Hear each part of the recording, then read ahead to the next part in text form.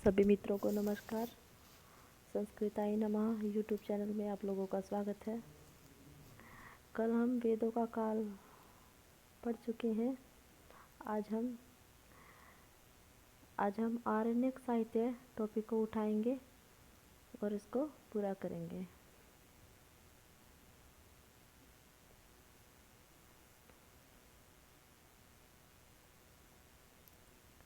आरण्यक ग्रंथों का सामान्य परिचय, इस विषय को हम पढ़ेंगे।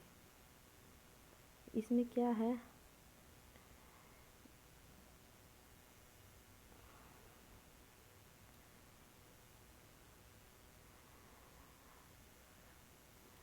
आरण्यक साहित्य वेद के जिस भाग में वानप्रस्थ आश्रम के लिए उपयोगी यज्ञ आदि का विधान किया गया है उन्हें आरण्यक कहते हैं। अर्थात आरण्यक किसे कहते हैं? वेद के जिस भाग में वानप्रस्थ आश्रम के लिए उपयोगी यज्ञ आदि का विधान किया गया है उन्हें आरण्यक कहते हैं। वन में पड़े जाने के कारण इन्हें आरण्यक कहा जाता है। जैसा कि भाष्यकार सायन ने कहा है कि अरण्य अध्ययनात् एतत् आरण्यकम इति यते अरण्ये भवम आरण्यकम, अर्थात अरण्य में होने वाले जो अध्ययन, अरण्य अध्ययन अध्यापन है, जो मनन चिंतन है, शास्त्रीय चर्चा और अध्यात्म विवेचन आरण्यक के अंतर्गत ही आते हैं। तो ये किसका कथन है? ये भाष्यकार सायन का कथन है। फिर उसके बाद आरण्यकों का महत्व बताते हैं कि आरण्यक का महत्व क्या है। आरण्यक ग्रंथ ब्राह्मण ग्रंथ और उपनिषद को जोड़ने वाली कड़ी है। जो ये आरण्यक ग्रंथ हैं वो ब्राह्मण ग्रंथों को और उपनिषद को जोड़ने वाली एक कड़ी है। यानी कि ब्राह्मण ग्रंथ और उपनिषद को जोड़ने वाली कड़ी कौन है? आरण्यक ग्रंथ हैं। यह आरण्यक क्या है? सकाम से निष्काम की ओर प्रवृत्ति कराता है। यानी कि हमें सकाम से निष्काम की ओर प्रवृत्ति करवाता है।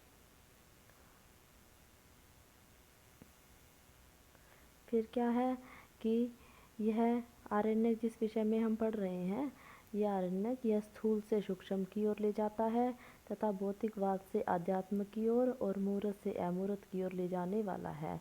हम क्या पढ़ चुके हैं? हमने पढ़ा कि यह जो आरण्यक है ये सकाम से निष्काम की ओर प्रवृत्ति करवाता है।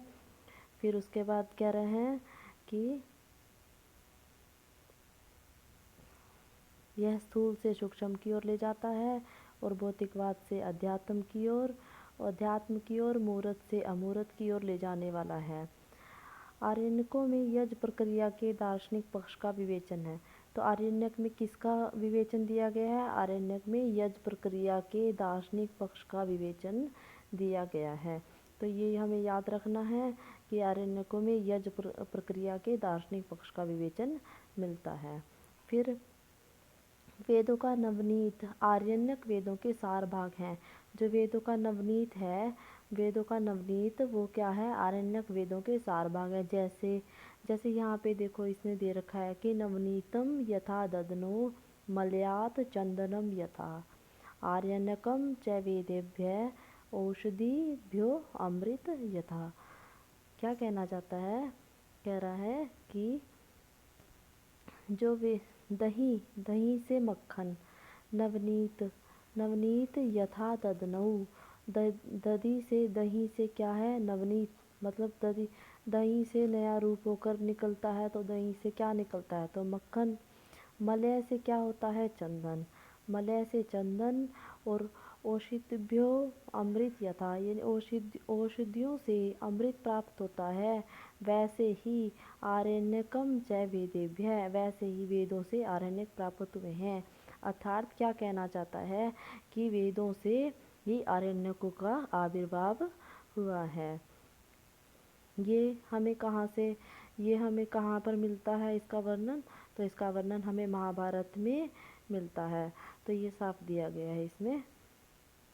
फिर क्या है? आरण्यकों में पवित्र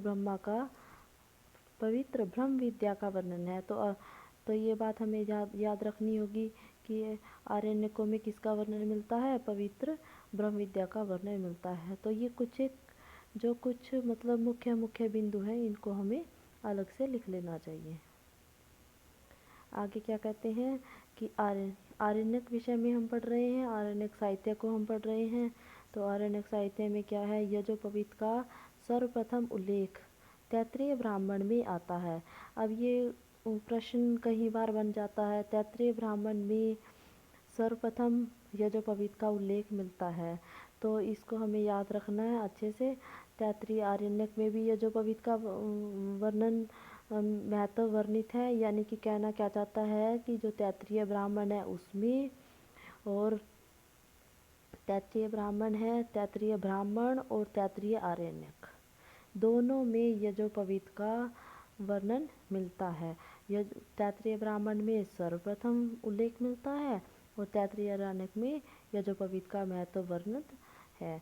तो हमें इन दोनों को याद रखना चाहिए कि यजुर्वेद का तैत्तिरीय ब्राह्मण और तैत्तिरीय आरण्यक में उल्लेख मिलता है। फिर प्रवज्या के बारे में क्या है? प्रवज्या क्या होता है? प्रवज्या का अर्थ होता है सन्यासी। प्रवज्या का उल्लेख यानी कि बृहदारण्यक में सन्यासी के अर्थ में प्रवज्या शब्द का उल्लेख है। तो किसमें? बृहदारण्यक में। बृहदारण्यक में सन्यासी के अर्थ में, यानी कि प्रवज्या का अर्थ क्या दिया है? सन्यासी दिया है। तो बृहदारण्यक में जो सन्यासी है, सन्यासी के अर्थ को प्रवज्या शब्द का उल्लेख है। प्रवज्या का अर्थ क्या है? प्रवज्या का अर्थ है कि घर छोड़कर जाना, अर्थात तत्व दर्शन और ब्रह्म ज्ञान के लिए घर छोड़कर वन आदि में चले जाना। तो यानी कि जो अगर मान लो कोई संन्यास ले लेता है तो वो क्या है? वो मतलब कि चला जाता है वन में। तो ये नहीं है कि वन में वो सब कुछ मतलब छोड़ के चला गया, वो क्या तत्व दर्शन के लिए जाता है, ब्रह्म ज्ञान के लिए जाता है, वो अपनी विद्या प्राप्त करने के लिए जाता है। तो उसने क्या ले लिया? संन्यास ले लिया। तो प्रवज्जा इस अर्थ में उल्लेख मिलता है यहाँ पे। फिर उसके बाद मैत्रायणी आरण्यक। मैत्रायणी आरण्यक में भारत के चक्रवर्ती सम्राटों के नाम मिलते हैं, जिनके नाम हैं सुद्युम्न, भूरिद्युम्न, इंद्रद्युम्न, कुवलयाश्व, यौवनाश्व, वध्यश्व, अश्वपति, शशबिंदु, हरिश्चंद्र, अम्बरीश और ननकतु, शर्याति, ययाति, अनन्य और अक्षेनादेय। ये हमें नाम याद नहीं रखने हैं, आप सिर्फ इनको बस ऐसे एक बारी अपने दिमाग में उतार लें कि हाँ हमने पढ़े हैं। तो मैत्रायणी आरण्यक में भारत के चक्रवर्ती सम्राटों के नाम मिलते हैं। फिर आरण्य ग्रंथों के प्रवक्ता ऋषि कौन हैं? आरण्य ग्रंथों के जो प्रवक्ता ऋषि हैं, ऐतरेय ब्राह्मण के प्रवक्ता जो कौन है? महिदास ऐतरेय हैं। महिदास ऐतरेय, उनको ही ऐतरेय आरण्यक का प्रवक्ता भी माना जाता है। यानी कि जो ऐतरेय ब्राह्मण के प्रवक्ता हैं वही ऐतरेय आरण्यक के प्रवक्ता भी हैं। कौन? महिदास ऐतरेय। ठीक है। और इनको कहाँ से कहाँ तक का माना जाता है ये भी दिया है कि जो एक से 9 तक, सॉरी 1 से 3 तक, 1 से 3 आरण्यक तक, 1 से 3 आरण्यक तक ही इनको प्रवक्ता माना गया है। किसको? महिदास ऐतरेय को, ऐतरेय ब्राह्मण का और ऐतरेय आरण्यक का। फिर इसके विषय में क्या लिखा है? एतद हस्य वै तद विद्वान आहा महिदास ऐतरेय। ये ऐतरेय उपनिषद में वर्णन भी मिलता है। फिर क्या है? ऐतरेय आरण्यक के चतुर्थ आरण्यक के प्रवक्ता अश्वलायन माने जाते हैं। यानी कि 1 से 3 आरण्यक के प्रवक्ता कौन है? महिदास ऐतरेय। और ऐतरेय आरण्यक के चतुर्थ आरण्यक के प्रवक्ता अश्वलायन माने जाते हैं। पंचम आरण्यक के रचयिता शौनक माने जाते हैं। शांखायन आरण्यक के प्रवक्ता शांखायन ही हैं और इनके गुरु का नाम कहोल कौशितकी था। बृहदारण्यक के प्रवचन कर्ता महर्षि याज्ञवल्क्य हैं। इन्हें हम अलग से याद रखेंगे एक एक पॉइंट को। ये संपूर्ण शतपथ ब्राह्मण के प्रवक्ता हैं। कौन? किसके विषय में बात कर रहे हैं हम? तो हम बात कर रहे हैं बृहदारण्यक के प्रवचनकर्ता के विषय में बात कर रहे हैं, यानी कि महर्षि याज्ञवल्क्य। ये देखिए महर्षि याज्ञवल्क्य ये बृहदारण्यक के प्रवचन करता है, लेकिन आगे क्या कह रहा है इसके विषय में कि ये जो है ये संपूर्ण शतपथ ब्राह्मण के प्रवक्ता भी हैं। कौन? महर्षि याज्ञवल्क्य। फिर उसके बाद तैत्तिरीय आरण्यक कृष्ण यजुर्वेदीय आरण्यक है। जो तैत्तिरीय आरण्यक है वो कृष्ण यजुर्वेद के आरण्यक हैं। सायन ने अपने भाष्य में कठ ऋषि को इसका प्रवक्ता बताया है। किसका? कृष्ण यजुर्वेद आरण्यक का। कृष्ण यजुर्वेद आरण्यक तैत्तिरीय आरण्यक के ही जो तैत्तिरीय आरण्यक है वो कृष्ण यजुर्वेद आरण्यक है।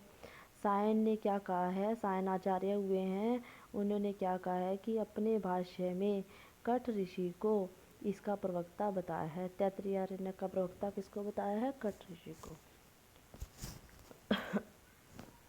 फिर मैत्रायणी आरण्य के प्रवक्ता भी कठ ऋषि को ही मानना चाहिए। तो अब जब तैत्तिरीय आरण्य का प्रवक्ता कठ ऋषि को बताया है, तो मैत्रेयी आरण्य के प्रवक्ता भी किसे मानना चाहिए? कठ ऋषि को ही मानना चाहिए। ये किसने कहा है? ये वैसे सायन ने बताया कि सायन ने कठ ऋषि को प्रवक्ता बताया है। तो हम जब सायन आचार्य इस कथन को बता रहे हैं, तो मैत्रेयी आरण्य के प्रवक्ता भी कठ ऋषि को ही मानना चाहिए। फिर तलवकार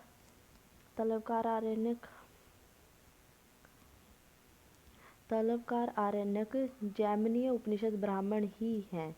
यानी कि तलवकार जो आरण्यक है वो जैमिनीय उपनिषद ब्राह्मण ही कहा गया है। और इसके प्रवक्ता कौन है? जैमिनी मुनि।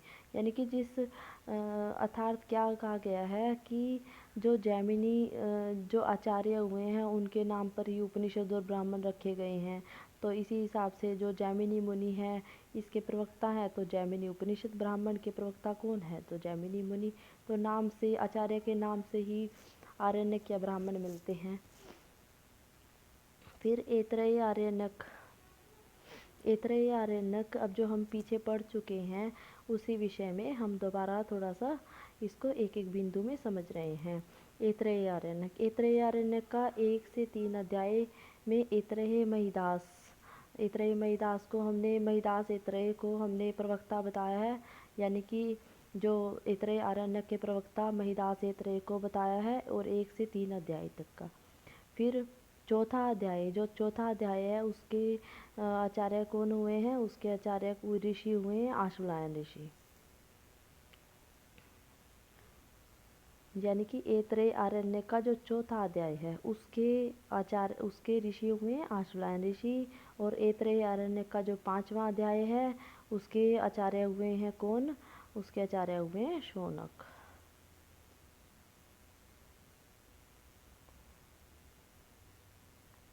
और जो शांखायन आरण्यक है, शांखायन आरण्यक के ऋषि शांखायन ऋषि ही हुए हैं। जो शांखायन जी के ऋषि हुए हैं वो कहोल कौशितकी हुए हैं। हम पीछे पढ़ चुके हैं शांखायन आरण्यक के जो ऋषि हैं वो शांखायन ही होंगे। और उनके ये कौन है? ये हैं उनके गुरु हैं, गुरु। बृहदारण्यक के जो ऋषि हैं वो कौन है? याज्ञवल्क्य जी हैं, याज्ञवल्क्य जी। और तैत्तिरीय आरण्यक के कठ ऋषि हैं, मैत्रायी आरण्यक के कठ ऋषि हैं, और तलवकार के जैमिनी हैं। तो इस विषय में हम पहले भी पढ़ चुके हैं। फिर हम ऋग्वेद के आरण्यक के बारे में जानते हैं। ऋग्वेद के आरण्यक, ऐतरेय आरण्यक। ऋग्वेद के 2 आरण्यक मिलते हैं। कौन कौन से? ऐतरेय आरण्यक और शांखायन आरण्यक। तो सबसे पहले हम ऐतरेय आरण्यक के विषय में जानेंगे। तो ऋग्वेद के आरण्यक कौन है? ऐतरेय आरण्यक। यह ऐतरेय ब्राह्मण का ही परिशिष्ट भाग है। अर्थात ऐतरेय आरण्यक जो ऐतरेय ब्राह्मण है, ऐतरेय ब्राह्मण का ही जो बचा हुआ भाग ऐतरेय आरण्यक कहलाता है। इसमें क्या है? इसमें 5 भाग हैं, कुल 18 अध्याय हैं। ये हमें याद रखना है। कितने भाग हैं? इसमें 5 भाग हैं और 18 अध्याय हैं। अब अध्याय 1 में महाव्रत का वर्णन है। अध्याय 2 में निष्कैवल्य, प्राण विद्या और पुरुष का वर्णन है। अध्याय 3 में संगीता, पदपाठ, कर्मपाठ, स्वर और व्यंजन आदि का वर्णन है। अध्याय 4 में क्या है? महाव्रत में बोली जाने वाली महानामनी ऋचाएँ हैं। अर्थात महाव्रत में जो महानामनी ऋचाएँ बोली जाती हैं वो ऐतरेय आरण्य के अध्याय 4 में वर्णित की गई हैं। फिर अध्याय 5 में क्या है? इसमें निष्कैवल्य शास्त्रों को ही मंत्र कहा गया है। इसमें निष्कैवल्य शास्त्र का वर्णन है। ऐतरेय आरण्यक में प्राण विद्या का वर्णन है। इसको हमें अच्छे से याद रखना है। कई बार क्वेश्चन में पूछ लेता है कि प्राण विद्या का वर्णन कहाँ पर है, तो प्राण विद्या का वर्णन ऐतरेय आरण्यक में है। प्रज्ञा का महत्व, आत्मस्वरूप का वर्णन, वैदिक अनुष्ठान, स्त्रियों का महत्व और शास्त्रीय महत्व, आचार संहिता, नैतिकता का वर्णन इस ऐतरेय आरण्यक में मिलता है। तो इन्हें थोड़ा अच्छे से याद रखेंगे। ये कुछ मुख्य मुख्य बिंदु हैं जिन पर हमने चर्चा की है। फिर ऋग्वेद का दूसरा आरण्यक शांखायन आरण्यक के विषय में हम पढ़ रहे हैं। ऋग्वेद का दूसरा आरण्यक क्या है? शांखायन आरण्यक। यह ऋग्वेदीय आरण्यक है। इसमें कितने अध्याय हैं? 15 अध्याय हैं। और हम पीछे पढ़ के आए हैं, यानी कि उसमें जो हम अभी हमने ऋग्वेद का स्कीम पढ़े, इसमें 18 अध्याय हैं और इसमें कितने अध्याय हैं? 15 अध्याय। ऐतरेय आरण्यक में 18 अध्याय हैं और शांखायन आरण्यक में 15 अध्याय हैं। तो इनको अलग अलग याद रखना है ताकि पेपर में पूछे तो हम कंफ्यूज ना हो। अध्याय 3 से 6 तक को कौशितकी उपनिषद कहते हैं। अध्याय 7 से 8 संगीतोपनिषद कहते हैं। इससे भी प्रश्न कई बार बना है, तो हमें याद रखना है कि जो अध्याय 3 से 6 यानी कि शांखायन आरण्यक के अध्याय जो 3 से 6 तक को कौशितकी उपनिषद कहा जाता है और अध्याय 7 से 8 को संगीतोपनिषद कहा जाता है। अध्याय 9 इसमें प्राण विद्या की शीर्षता का वर्णन है। अर्थात हम अभी ऐतरेय आरण्यक में भी हम प्राण विद्या का वर्णन पढ़ के आए हैं, तो वहाँ पे भी हमें इसमें सिर्फ वर्णन में मिलता है। ऐतरेय आरण्यक के प्राण विद्या का वर्णन, प्रज्ञा का महत्व आदि हम पढ़ के आए हैं और इसमें सीधा सीधा 9वें अध्याय में दिया गया है कि प्राण विद्या की शेषता का वर्णन है।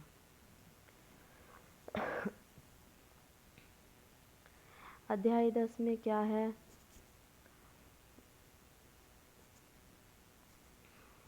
अध्याय 10 में इसमें आध्यात्मिक अग्निहोत्र का सांगोपांग वर्णन है।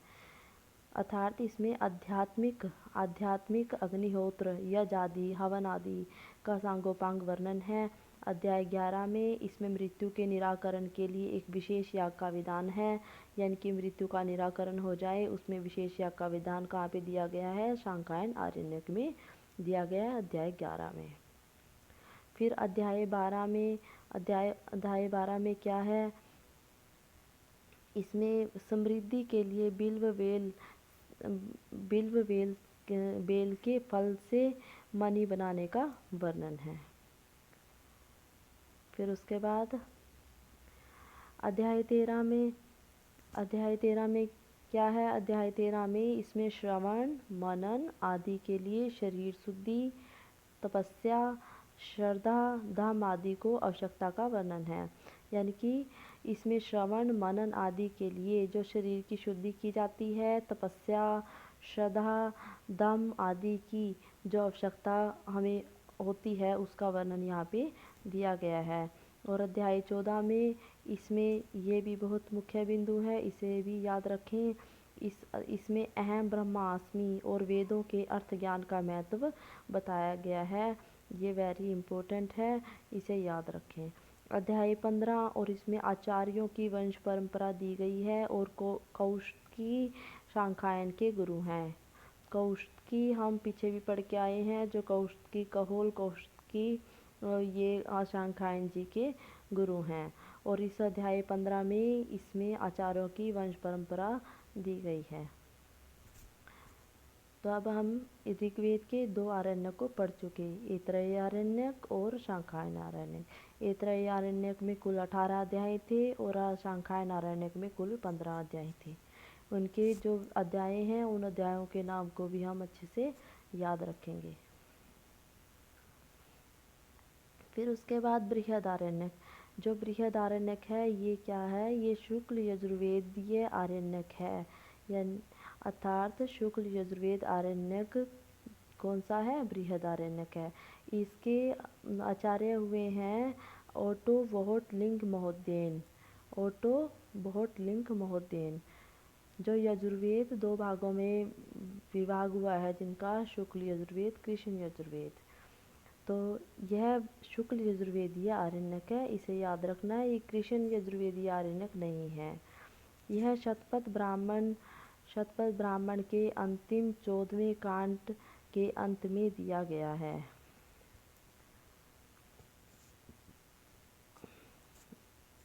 इसे यथार्थतः आरण्यक नहीं उपनिषद ही माना जाता है। तो ये बृहद आरण्यक यानी कि इसे बृहद आरण्यक की नहीं, इसे उपनिषद बृहद आरण्यक उपनिषद ही कहा जाता है।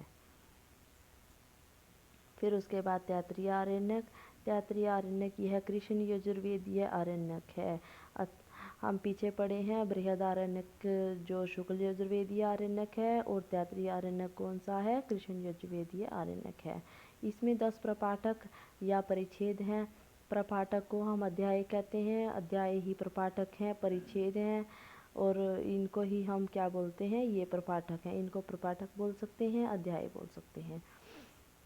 प्रपाठकों के उपविभाग अनुवाक हैं। जो प्रपाठकों के उपविभाग होते हैं उन्हें क्या कहा गया है, उन्हें अनुवाक कहा गया है। आगे जो प्रपाठकों के भाग किए गए हैं उनको क्या कहा गया है, उन्हें उपविभाग कहा गया है। और एक तैत्तिरीय आरण्यक के जो आचार्य हुए हैं वो डॉक्टर कीथ महोदय हुए हैं, डॉक्टर कीथ महोदय।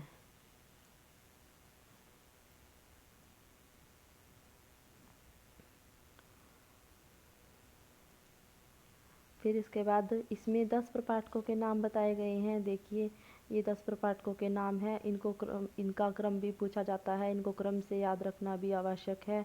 तो कौन कौन से हैं, भद्र, सहवही, चित्ती, युज्यते, देववही, परे, शिक्षा, ब्रह्म विद्या, भृगु, नारायणी। जो ये 7 से 9 अर्थात शिक्षा, ब्रह्म विद्या, शिक्षा है, ब्रह्म विद्या है और भृगु है। जो ये प्रपाठक हैं ये 7, 8 और 9 हैं, इनको तैत्तिरीय उपनिषद ही कहा गया है। 7 से 9, 7 से जो 9 प्रपाठक हैं इनको ही तैत्तिरीय उपनिषद कहा गया है।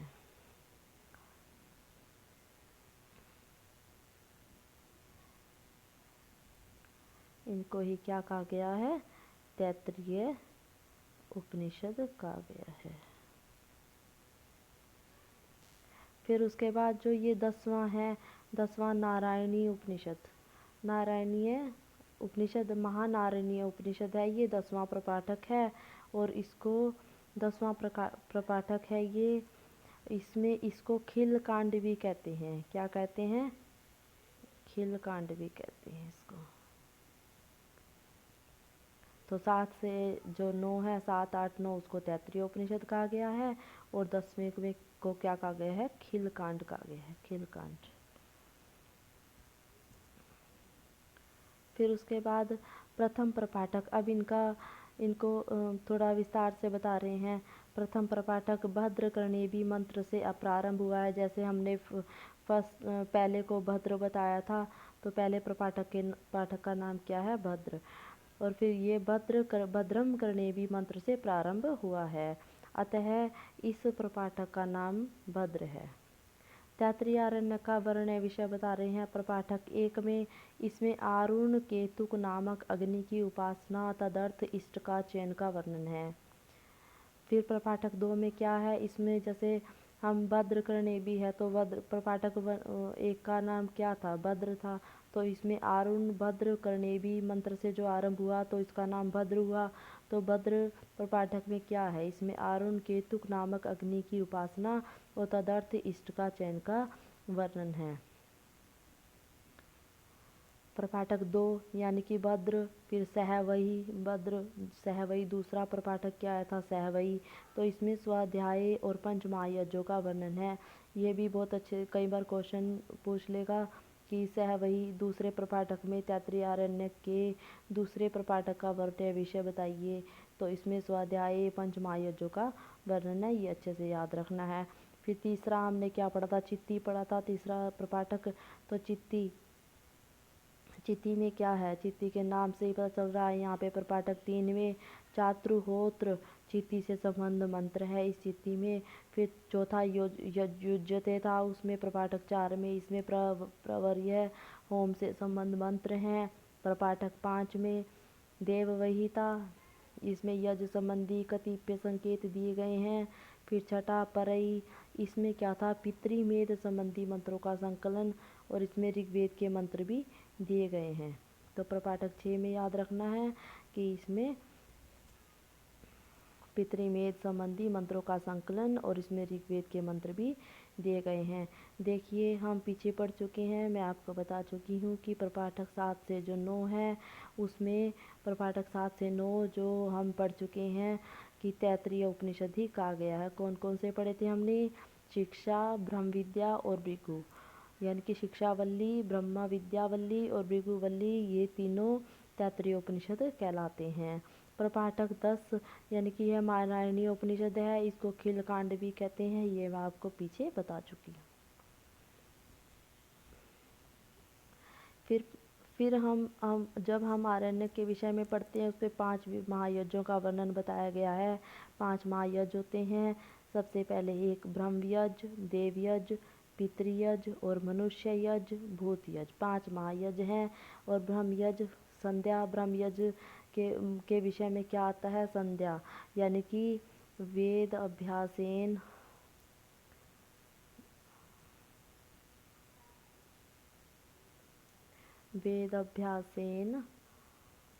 यज्ञ। इस ब्रह्म यज्ञ के विषय में ऐसा बोला जाता है कि वेद के अभ्यास के लिए हमें संध्या में यज्ञ करना चाहिए। देवयज्ञ, देवयज्ञ में क्या आता है? देवयज्ञ के लिए अग्निहोत्र आता है। और इस देवयज्ञ के लिए क्या आता है? देवयज्ञ के लिए अग्निहोत्र, यानी कि अग्निहोत्र क्या है? अग्निहोत्र हवन आदि के विषय में वर्णित किया गया है। फिर पितृयज्ञ, पितृयज्ञ में क्या है? पितृयज्ञ में पितृ सेवा, इसे श्राद्ध तर्पण भी कहते हैं, श्राद्ध तर्पण भी कहते हैं पितृयज्ञ में, जिसे नाम से ही हमें पता चलता है। मनुष्य यज्ञ, मनुष्य यज्ञ क्या होता है? यानी कि हमारे घर में कोई अतिथि आता है, उसका सत्कार करना ही मनुष्य यज्ञ होता है। भूत यज्ञ, भूत यज्ञ बलि वैश्व यज्ञ, पशु पक्षी आदि को अन्न आदि खिलाना भूत यज्ञ होता है। यानी कि ये 5 महायज्ञ हमें अपने जीवन में करते रहना चाहिए। फिर मैत्रायणी अरण्यक के विषय में बताते हैं हमें। हम तैत्तिरीय अरण्यक के विषय पढ़ चुके हैं कृष्ण यजुर्वेद के, यानी कि शुक्ल यजुर्वेद का एक ही अरण्यक मिलता है, बृहदारण्यक। और मैत्रेयी अरण्य, हम कृष्ण यजुर्वेद का तैत्तिरीय अरण्यक पढ़ चुके हैं। और अब कृष्ण यजुर्वेद के दूसरे अरण्यक मैत्रेयी अरण्यक के विषय में हम पढ़ रहे हैं।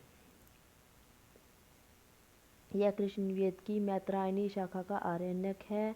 इसको मैत्रायणी उपनिषद भी कहते हैं। इसमें 7 प्रपाठक हैं। अब जब हम पीछे तैत्तिरीय आरण्यक पढ़े हैं तो उसमें कितने प्रपाठक थे? 10 प्रपाठक थे। और उसके आचार्य कौन हुए? डॉक्टर कीथ महोदय। डॉक्टर कीथ महोदय ने उनका आंग्ल अनुवाद किया है तैत्तिरीय आरण्यक का। तो उसके आचार्य नहीं, उसके जो डॉक्टर कीथ महोदय है, उन्होंने उसका आंग्ल अनुवाद किया है। फिर उसके बाद इसमें 7 प्रपाठक हैं। प्रपाठक खंडों में विभक्त है, यानी कि प्रपाठक किस में विभक्त है? खंडों में विभक्त है। प्रपाठक 1 में क्या दिया है? ब्रह्मयज्ञ, राजा वृद्ध रथ को वैराग्य और मुनि शाकन्य द्वारा उपदेश दिया गया है। किसके द्वारा उपदेश दिया गया है? मुनि शाकन्य द्वारा उपदेश दिया गया है।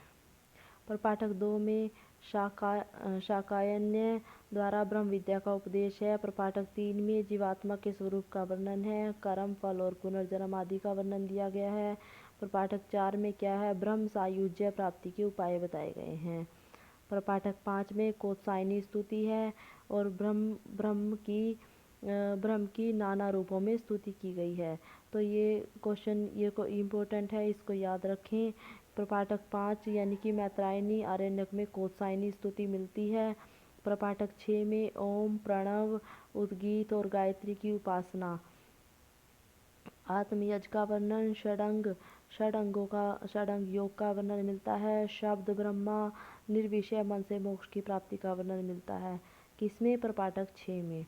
फिर प्रपाठक 7 में आत्म स्वरूप का वर्णन मिलता है।